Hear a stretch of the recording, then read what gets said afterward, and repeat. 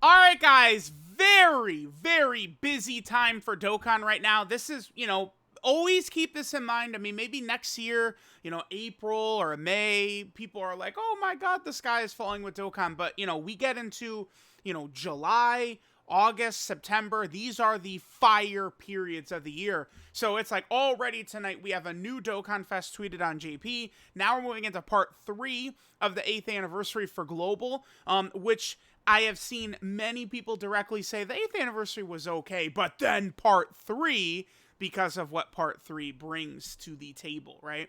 So we have 2 event announcements that are dropping here tonight for Global.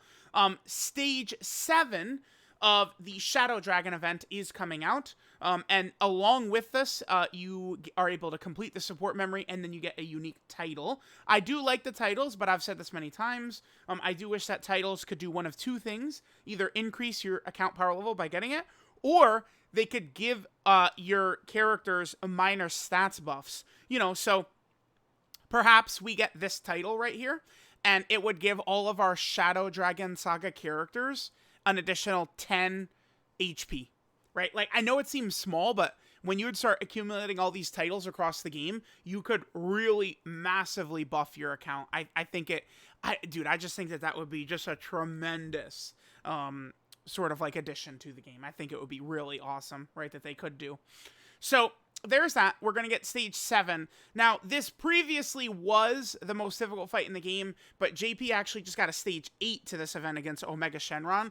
I would say this is still the second hardest fight in the game. I am actually still going to do this fight as part of the World Tour, so I'm going to have a video for some of the recent units, Grid It Baby and Carnival LR Omega Shenron. I'm still going to take them into this stage. This stage is still a big, difficult stage to test out characters in. This stage 7 of When the Wishes Backfire. So that will be good. Then Global also announced the stages to the EZA area, which will allow you to EZA Hercule as well as Bobbity. So let's just quickly take a look at the full set of events and things that come during part 3. Again, I would argue that a big reason that the 7th anniversary, I would say, did sort of end up being better towards the end is because of the fact that the 7th anniversary had the very strong EX part, which had LR Goku Jr. and Vegeta Jr., and then also had the Dokkan Fest LR EZAs for LR Super Saiyan 4 Goku and LR Super Saiyan 4 Vegeta, which I just thought was just like, it was so incredible. At the end of the 7th anniversary, right? Like, seeing that, like, oh my God, like, the LR Super Saiyan 4s are easing, like, it was just, like, stunning news, right? So here, this is the end of the anniversary, part 3 right here. So the first thing we have 2 burst modes, for Blue Gogeta and Blue Vegeto. So we have these 2 burst modes, which I believe I've got pulled up right here. So this one looks like we use the Fusion team, and Heavenly Events, and then the other one was the Potara team and GT bosses. So these are sort of the 4 categories: Fusion, Potara, Heavenly Events, and GT bosses. Certainly potentially a little bit tricky, but I do remember these being rather fun. I do enjoy Burst Mode. I think Burst Mode was a good addition by Dokkan because it's something that they can easily add to these celebrations, that doesn't actually require, I think, a ton of sort of like development time for them, right? They kind of created this thing that they could just put on a lot of these different events, which I think is really good. So there's the 2 burst modes. Then there's going to be more missions, okay? And then we get the new stages to the Majin Buu Saga Ize area. Okay, let's go ahead and get rid of this. We don't need this anymore. We can get rid of these. We don't need these anymore. This Ize area is one that, honestly, at this point, I would say is very, very, very easy to do. It certainly was a little bit tricky, maybe at the start, but now, dude, there's so many characters have EZA'd from this that, like, you can really build a very competitive roster, right? Even for, like, a very free-to-play character, like, very free-to-play player, it should be pretty easy, I think, to assemble a competent roster to be able to take this down, right? For sure. You have many good free-to-play LRs who are nice leaders for this as well. And then this will allow you to EZA the Hercule as well as the LR Bobbity. Now, I definitely like LR Bobbity better than the Hercule. I think in base, LR Bobbity is decent. A support type character that's got dodging and stuff like that. I mean, that's good. I think that's a nice design potentially for a free-to-play unit.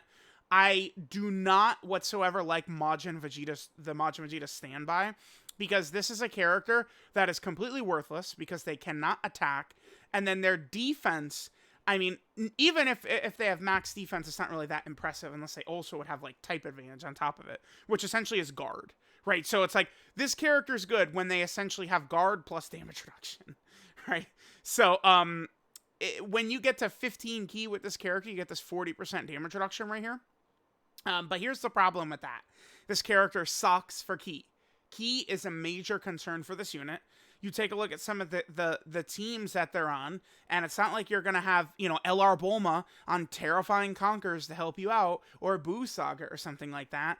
And, oh, by the way, this guy's character, the links for this unit suck, right? Over in a Flash and Royal Lineage are not going to help you on a lot of these teams. Unless there was, like, a really strong, like, new, like, Majin Vegeta or something like that would come out for, like, Resurrected Warriors. This guy is just ass. I am not impressed with that unit whatsoever. But I do like kind of what the Bobbity's doing with some dodging and some support capabilities. I think it could be useful in some stages, especially because, remember, we are on some significantly weaker categories right here, for sure. Now then, Hercule, I just think is just not that good. There's so many moving parts in here, and I just think it ends up with him being mid. Right? Like, it's like all this stuff. Like, look at this. So he has a high chance to lower enemies' attack and defense by 20%. I mean, if you're in, like, Battlefield or Super Battle Road, that could potentially be good. And then he seals if there's a World Tournament category ally or a World Tournament category enemy. Again, I mean, if we're talking about Super Battle Road, it could be okay. And then he gets another additional when the enemy's in attack down or defensive down. Like, this is more so, like, an addition for, like, Earthling Super Battle Road, more so than anything, right? I think that's sort of where this character could actually be helping out. He does have this very terrible and just god-awful high chance to revive, starting from the 6th turn. The good news with this chance to revive is the revive symbol will pop up on your character, so you will know, right? It's not like, oh, well, we're gonna die right here, and it's a coin flip if we can revive. He will have the little revive symbol on his character, so you'll know if you actually will be able to revive going into the turn, right? Which is good. That's something that I wish characters that had conditional guard, I wish they could get that, a little guard symbol to let you know, oh, it's active on this turn. We could, play him in slot 1. Oh, it's not active on this turn. Let's get him the hell out of the way, right? That would be very good. So there's that. We can go ahead and get rid of these. We can get rid of this as well. Okay, so we have that. Then we have stage 7 for the Shadow Dragon event against Sin Shenron right here. The fight is honestly very, very tricky, right? I do think that this fight can be very difficult. The main reason Sin is so hard is really a twofold reason. Let me actually pull up the event details and we'll go over it.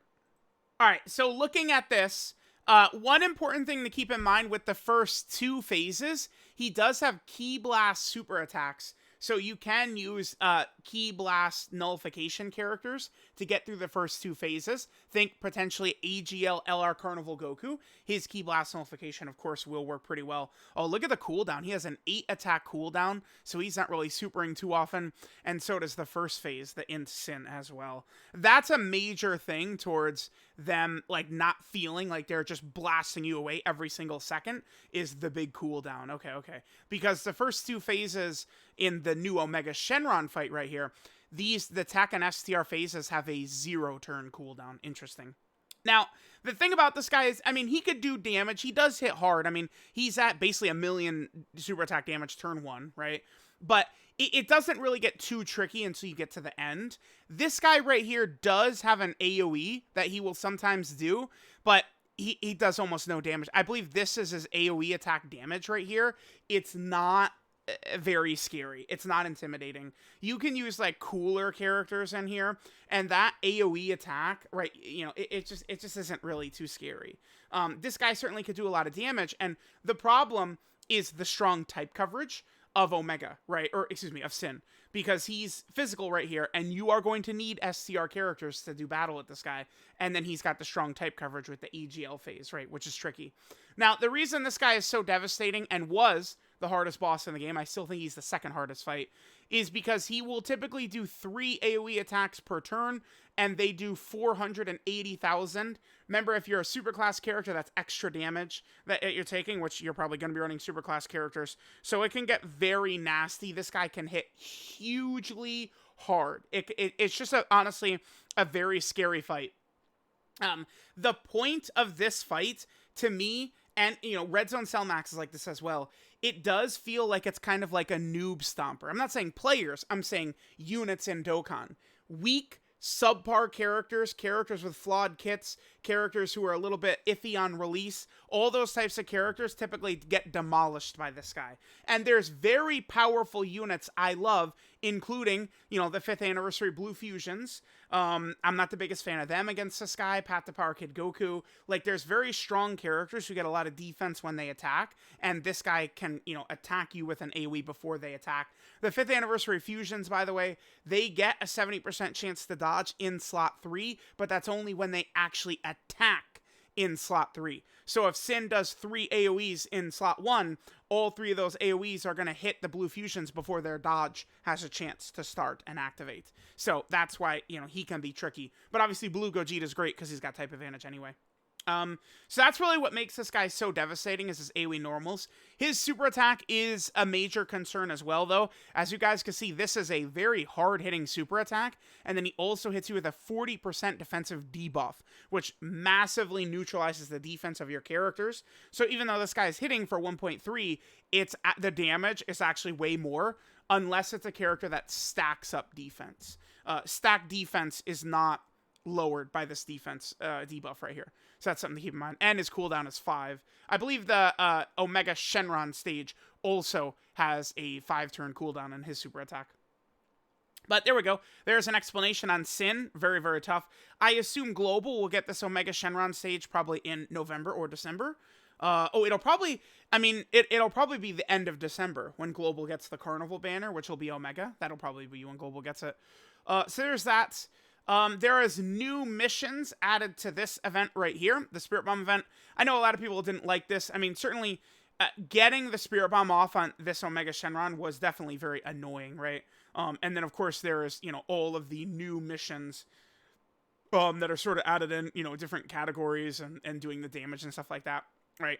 So, I mean, this event was fine. It's a nice little event that they added for the anniversary. I got no problem with that. We also have a chain battle right here. Against Vegeta and Nappa. Oh, let me actually pull up. I don't think I'll here. All right, guys. So here's the advantageous characters right here.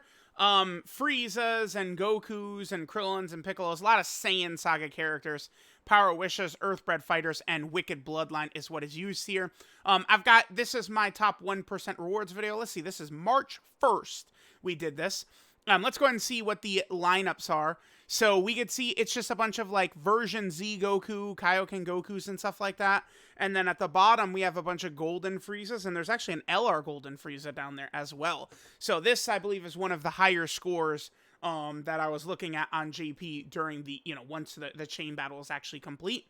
So like these are essentially sort of the lineups that you want to look for when it comes to this chain battle right there. And then finally, the last thing we have, of course, this is what everyone's really waiting for, is the 2 big boys. These guys are utterly busted. I think Dokkan did a perfect job with these characters. There are characters, EZAs, who, like, it'll be someone's favorite character, but if they fumble it, like, it's actually not the end of the world, right? Like, some characters could be good, some characters can be bad with EZA. It's not really a big deal.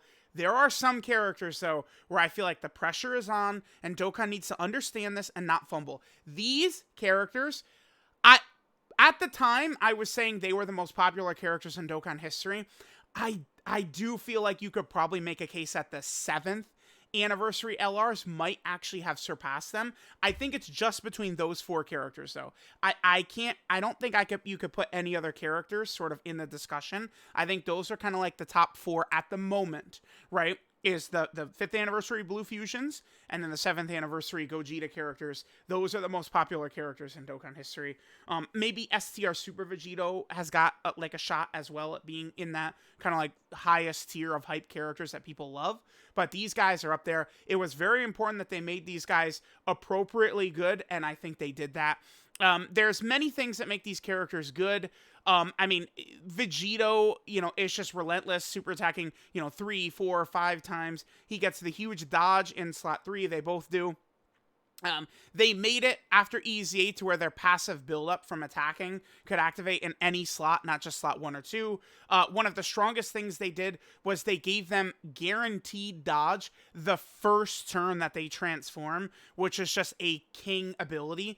They also, I mean, again, I know that there's been a lot of problems with Dokkan, like people not being too much fans of certain maybe design choices or unit choices or not enough content or this or that. And I do feel like for the most part, I think people do have had very significant and fair criticisms of Dokkan. I think a lot of it was actually, like with basis to it. Like, people weren't just spouting bullshit. There is some. Like, people will say, oh, the 8th anniversary sucks. Well, you're just wrong. Right? You're just flat out wrong. But, like, there's a lot of stuff people have said that's true. One huge W thing that obviously Dokkan did not need to do, but I think really kicks ass. They gave active skill new OSTs to the Blue Fusion's active skills, and they're obviously kick-ass, like, these, like, awesome fusion hype active skill OSTs. I think that was a really good job by Dokkan.